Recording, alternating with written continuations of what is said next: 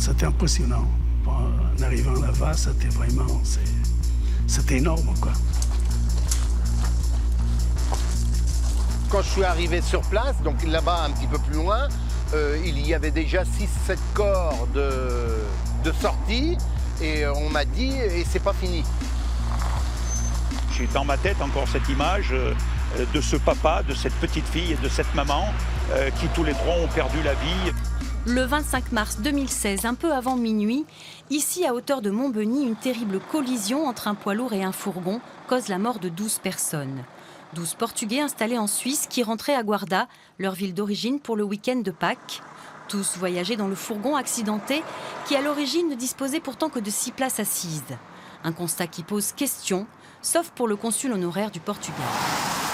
Quand on m'a dit qu'il y avait un survivant dans le véhicule et qu'il y avait 12 personnes dans un véhicule qui était ni plus ni moins qu'une bétaillère, quoi, un wagon à bestiaux avec des bancs à l'intérieur, je me suis dit oui, on est à nouveau, encore une fois, dans le transport de la misère. L'enquête le confirme, c'est bien d'un transport non déclaré dont il s'agit. Seul rescapé du fourgon, le chauffeur, un Portugais de 19 ans, explique au juge que moyennant rétribution, il effectuait régulièrement des trajets entre la Suisse et le Portugal pour le compte de son oncle. Un homme qui, le jour de l'accident, avait fixé une banquette sans ceinture à l'arrière du fourgon et qui lui aussi effectuait le trajet avec d'autres passagers dans un second véhicule. Ce jour-là, il y a eu un afflux de demandes. Il n'a pas su dire non, ce qu'il aurait dû faire. La sagesse élémentaire aurait voulu cela, mais il est en train de lancer son activité. Et donc, il a accepté à ce que d'autres personnes puissent rejoindre le convoi.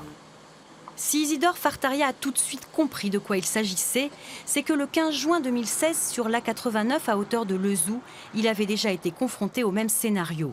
Un accident où 2 passagers d'un fourgon portugais qui se rendait en Suisse avaient été tués, alors qu'un jeune couple s'en était miraculeusement sorti. Quand j'ai discuté avec eux, ils ignorent que, en fait, pour le même prix, 80-100 € pour monter dans la voiture de la mort, on peut partir avec un avion d'une compagnie charter peut-être, mais on peut partir en avion. Malgré cela, aujourd'hui encore, ce type de trajets illégaux perdure, et notamment entre Clermont et Braga. J'étais au courant de ça. Ça existait et ça existe, malheureusement, ça existe. Et souvent, c'est plus rapide. Ça permet d'amener les bagages. Ils amènent ce qu'ils veulent. Souvent, ils y facilitent, ils chargent à fond les camions. Parfois, ils amènent une remorque, donc les gens ils en profitent. Puis souvent, c'est par connaissance aussi. Et c'est bien par connaissance que les victimes de Montbeugny étaient montées dans le fourgon accidenté.